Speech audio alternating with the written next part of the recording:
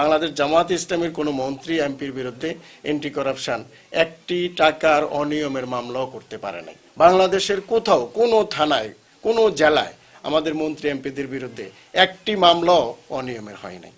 যার কারণে আমরা বলতে পারছি সাহস করে যে আমাদের নেতারা যে বাংলাদেশে যে দুর্নীতির বিরুদ্ধে লড়াই করে যে অবস্থান দাঁড় করিয়ে গিয়েছেন এবং তাদের আমরা যারা পরবর্তী প্রজন্ম আছে অবশ্যই আমরা তাদেরকে অনুসরণ করে আগামী দিনে বাংলাদেশ দুর্নীতিমুক্ত একটা বাংলাদেশ গড়ব ইনশাআল্লাহ। যে জামাতকে ভোট দিলে মানুষ জান্নাতে যাবে, এটা একটা মিথ্যা অপপ্রচার। জামাত এই জাতীয় বক্তব্য কোথাও দেয় নাই বাংলাদেশে। ঠিক আছে, এবং আপনি আশাবাদী হচ্ছেন যে নির্বাচিত হবে। যদি নির্বাচিত হন তাহলে খাগড়াছড়িবাসী আপনার কাছ থেকে কি প্রত্যাশা করতে পারে? আমি গত 8 মাস, আপনারা জানেন খাগড়াছড়ি জেলা একটা বৃহত্তম জেলা, যে জেলাতে 38টি ইউনিয়ন আছে এবং 9টি উপজেলা এবং 3টি পৌরসভা।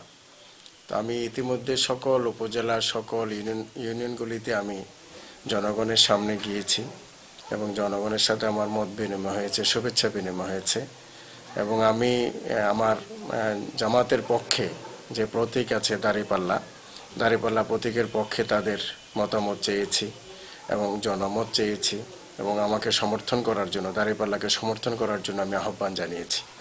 এর প্রেক্ষিতে খাগড়াছড়ির সর্বস্তরের জনগণ, সেটা পাহাড়ি, বাঙালি, দ্যাট ইজ মারমা, চাকমা, ত্রিপুরা এবং মুসলিম, সকলে আবার দাঁড়িপাল্লাকে বিজয়ী করবে বলেই আমার কাছে মনে হয়েছে।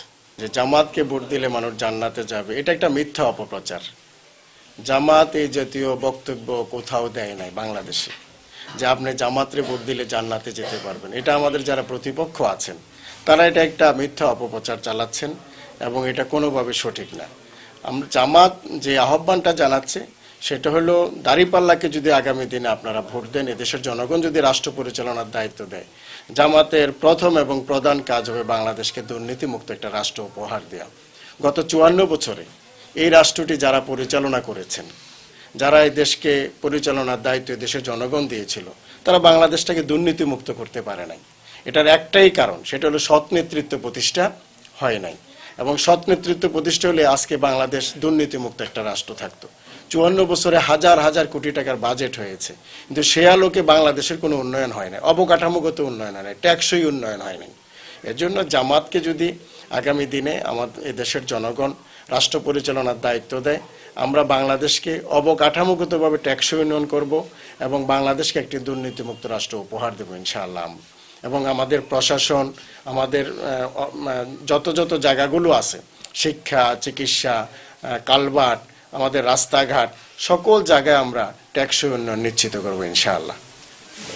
ঠিক আছে, 2006 সাল পর্যন্ত আপনারা তো সরকারে ছিলেন এবং যে বিচারপতির যে বয়স বাড়ানো হলো, ঠিক আছে, সেখানে আপনারা ভোট দিয়েছেন, 201টা ভোট করেছেন সেই সময় সংসদে।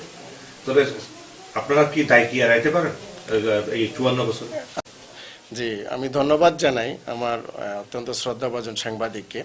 সেটা হলো আমাদের 2001 সালে আমাদের 3টি মন্ত্রণালয়ের দায়িত্ব ছিল 2 জন ব্যক্তির হাতে, দায়িত্ব পালন করেছেন। আমাদের আমিরে জামাত শহীদ মাওলানা মতিউর রহমান নিজামী, উনি কৃষি মন্ত্রণালয়ের দায়িত্ব ছিলেন, পরবর্তীতে শিল্প মন্ত্রণালয়ের দায়িত্ব আসছেন। আমাদের সেক্রেটারি জেনারেল শহীদ আলী হাসান মোহাম্মদ মুজাহিদ, উনি সমাজ কল্যাণ মন্ত্রণালয়ের দায়িত্ব ছিলেন। আপনি খবর নিয়ে দেখেন, এই যে 2টি মন্ত্রণালয়ের একটি পয়সারও অনিয়ম এন্টি করাপশন দাঁড় করাইতে পারে নাই এবং তাদের বিরুদ্ধে এন্টি করাপশন অনেক খোঁজাখুঁজি করেছে। নট অনলি মিনিস্টার, জামাতের যারা তৎকালীন সময় এমপি ছিল তাদের বিরুদ্ধে এন্টি করাপশন কিন্তু ইনকোয়ারি করেছে। কিন্তু ইন্টারেস্টিং হলো বাংলাদেশ জামাত ইসলামের কোনো মন্ত্রী এমপির বিরুদ্ধে এন্টি করাপশন একটি টাকার অনিয়মের মামলাও করতে পারে নাই, বরং এন্টি করাপশন আমাদের নেতাদেরকে দুর্নীতিমুক্ত সার্টিফিকেট গিফট করেছে এবং এটা দেখেছি। যার কারণে আমরা বলছি যে বাকি যারা করেছে সেটা তাদের দায়ভার।